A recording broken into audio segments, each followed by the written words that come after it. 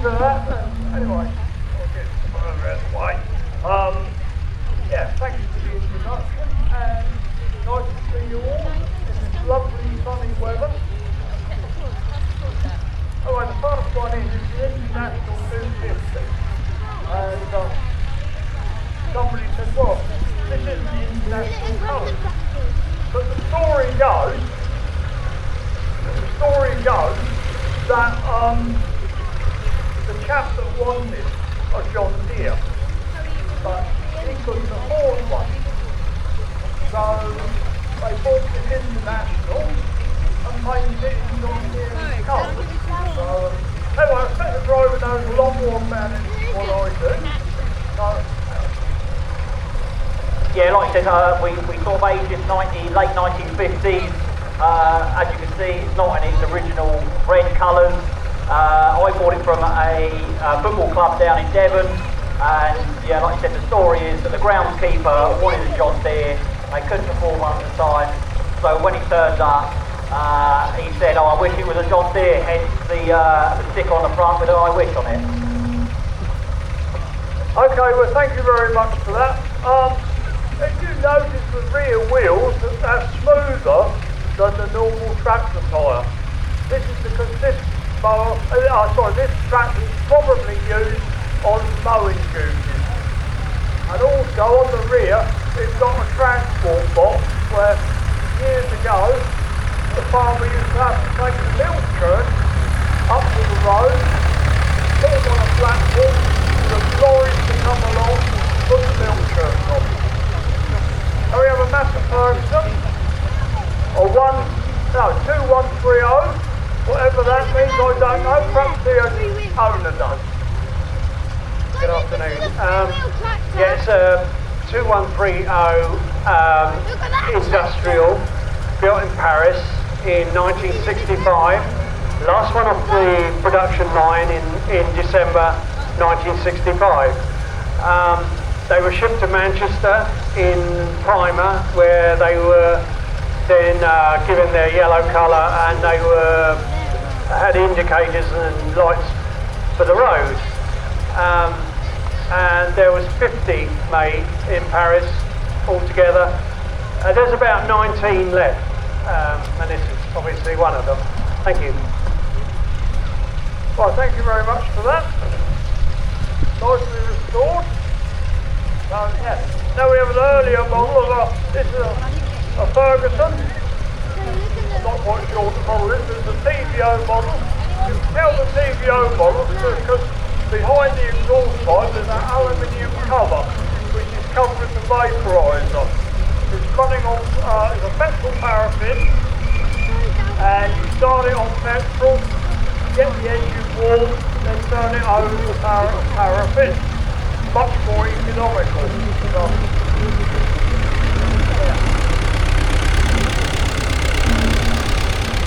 as it goes round, you see on the back it's got the 3-point linkage which Ferguson's designed, and every tractor today has that system.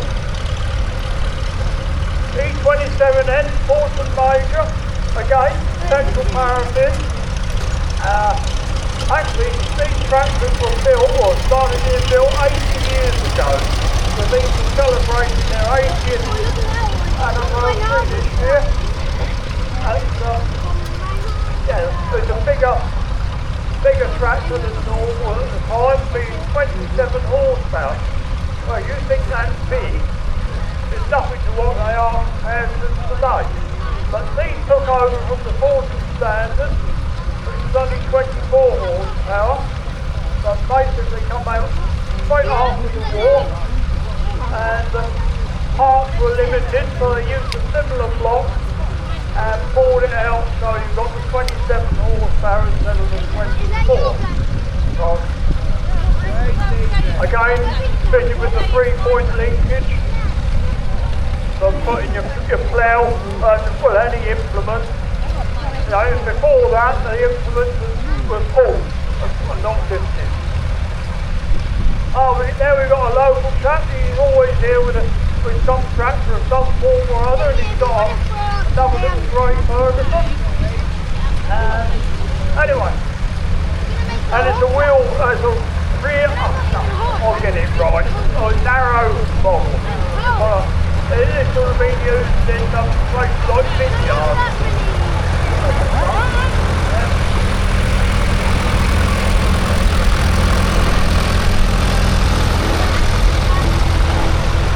Now we've got one of the tractors that competed with the old Fortune Major E1A, which is the Nuffield Universal. Not quite so common in this area, but still a useful tractor. Does the same job as any other tractor. Anyway, I'll pass you over to the owner. He knows more than I do. Yeah, I don't know a lot. Yeah, this was made in 1955. It's a lovely tractor. Awful thing to drive on the road, but it does go very fast. That's about it. You do use it for various things. It's a good old bus. Always start when you want it to. Sometimes it lets you down, but you can do things for about a bit and get it going. So that's the main thing. Thank you very much. This being a diesel model, they also did a TVO model as well. Number 18 is something a little bit different, a three-wheel tractor.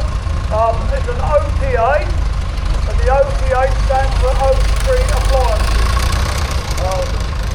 You've got a lot of gap between the front wheel and the rear wheel, so you can sling implements between. So you can look down and see what you're doing, cultivating, weeding, rinsing up potatoes, without having to bend your neck. So, yeah, nice little thing. In fact, I can remember one of these at Hellingly Secondary School when I was there, and yeah, the groundsmen have one of these. I'll have to move over. I'll have to get Graham to talk about this because I know nothing about it. He should have brought a tractor in, but decided to bring this because this is what was on the trailer. So there we go. Anyway, I'll pass you over to Graham. He can tell you all about it, when it was used last commercially and everything else. Thanks, Dave. It's a 1958 Massey Ferguson 735 combine.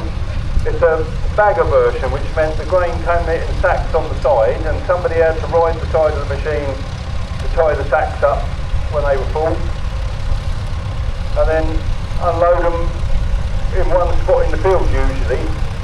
The poor person standing doing the tying up the bags got all the dust, which in barley can be very, very dusty.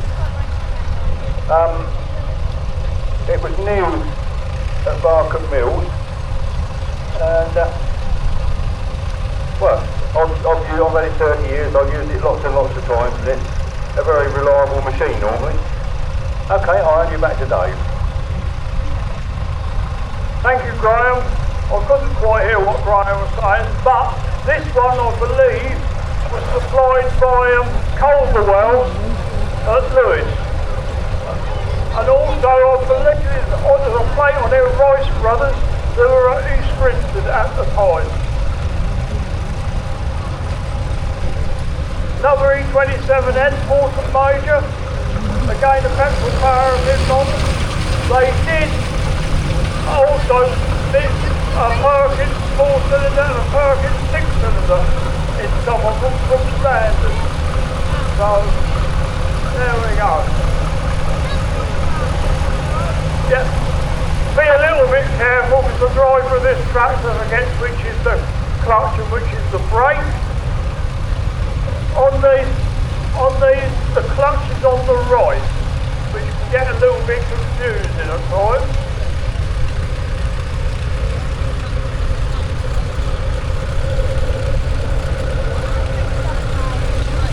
Next thing is something different again. We've got a case, an American case, so I'll get the owner to talk about it. It's a 1943 Case LA. It's a leaf blend tractor for Talmouth. I've had it about 3 years now. It was a wedding anniversary present for the wife. Okay, thank you. It's always nice to get some different exhibits. Although this has been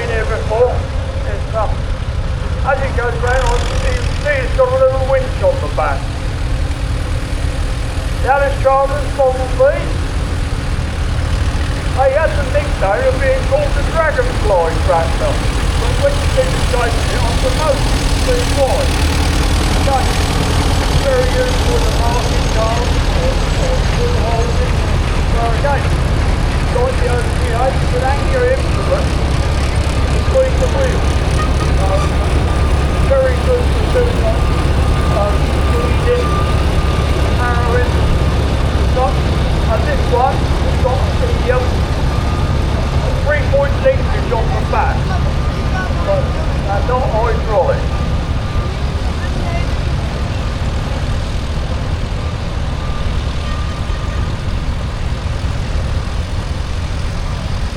Starting to get some different tractors. Now we've got something different again, this Renault. And well, I know nothing about it, so I'll pass you over. I don't know a lot myself. It's a 1963 Renault N71, which is a 3-cylinder Perkins diesel engine, 35 horsepower, 6-speed, straight box, sort of thing, not a split box, like the Massey Ferguson has a 135 and a low range 3-speed and a high range 3-speed. This has just got 6 straight gears. Came out of France, the Dordogne area. I bought her in Ivy Church on Bromley Marsh 18 months ago. And she is really. I put a new set of lights on her to do a road run. But other than that, that's how I've got her and that's how she's staying. I'm not going to paint her or polish her. Working clothes, you could call her. So yeah, I enjoy having her and so does the new rescue dog. Yep, so all good. Okay, well thank you very much for that. Yep.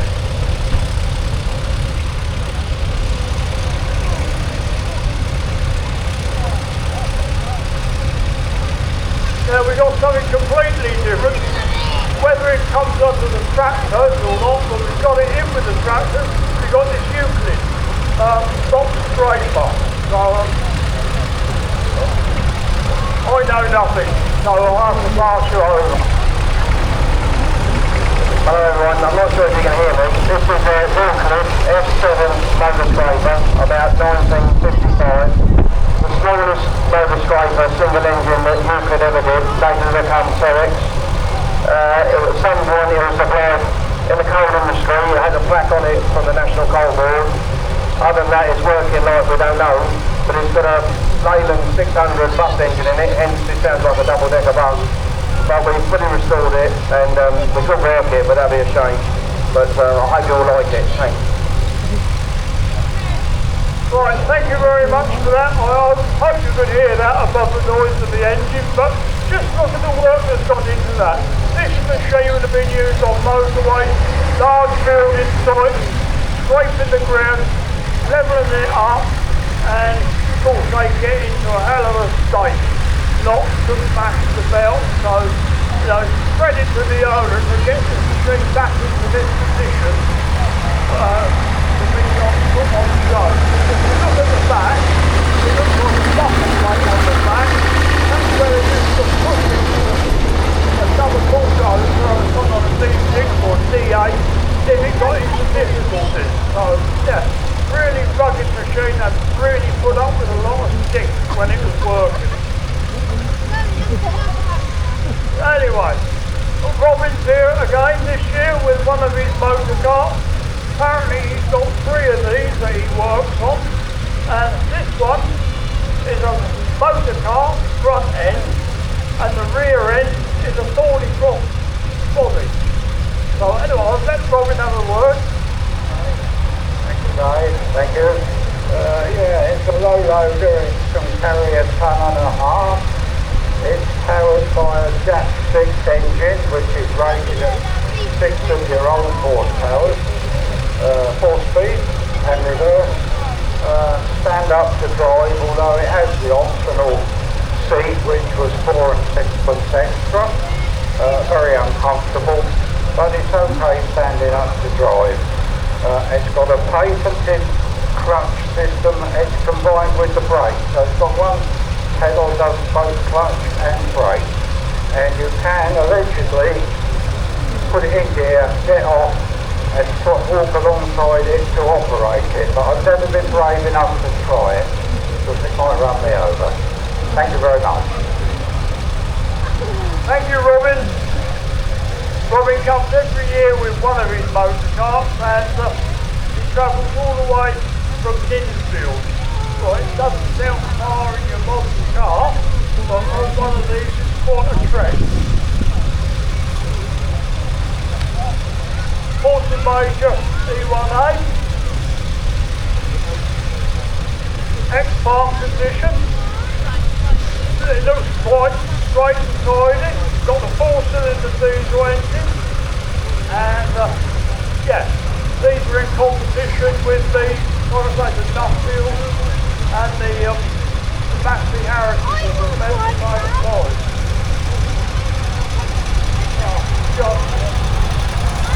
Yeah, here we have a Fortune standard, and he won't stop. You don't like talking.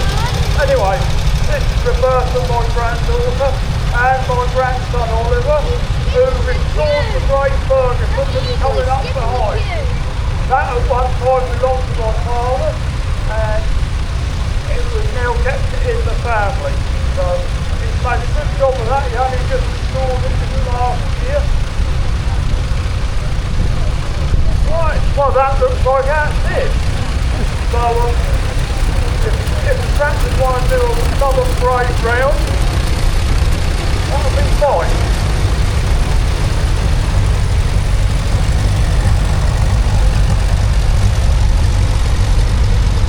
Oh, it's all very nice to sit on a tractor on a day like today, but you imagine sitting on one of these, you know, out in the open, in the middle of winter, with ground conditions permitting, doing the ploughing, then in the spring doing the harrowing, rolling, you know, you're out there in all weathers. As a little story goes that a chap I knew, he used to use a Fortune E27 Major, and he was out ploughing. And it was getting a bit dark, so, and he wanted a cigarette, so to save his matches, he bent down and lit his cigarette off the exhaust.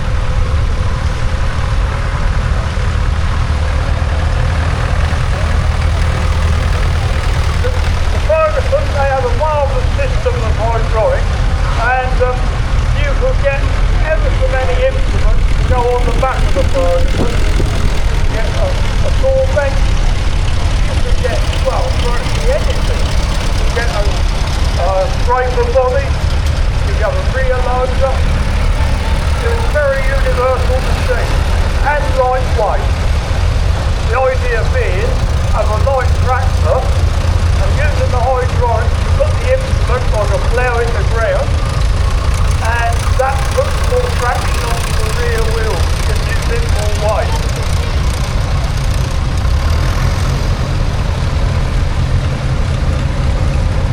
Actually, we could use this unit on the field here in places, because some places bump to the front and make a marvellous job to break them off to level.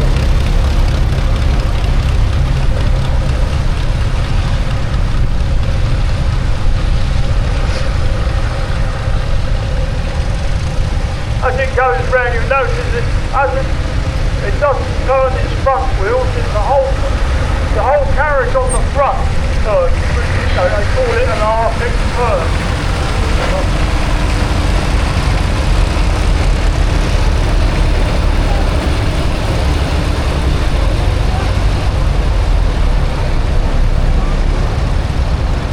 Anyway, I'd like to thank all the tractor drivers for coming in.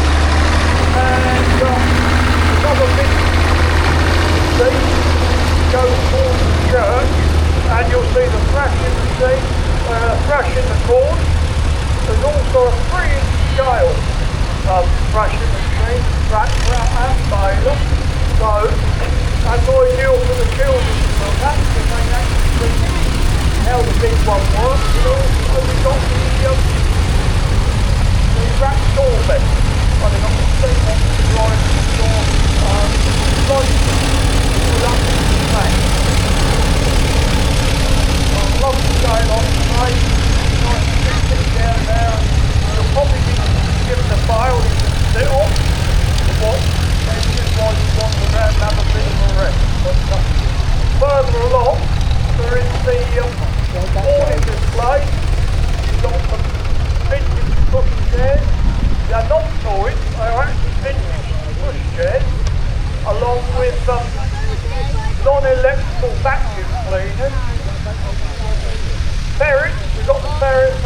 again this year.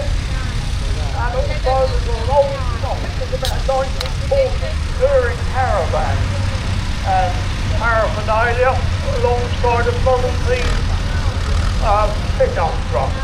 Anyway, well thank you all very much for watching. And yeah, we're back again tomorrow afternoon. Anyway, thank you.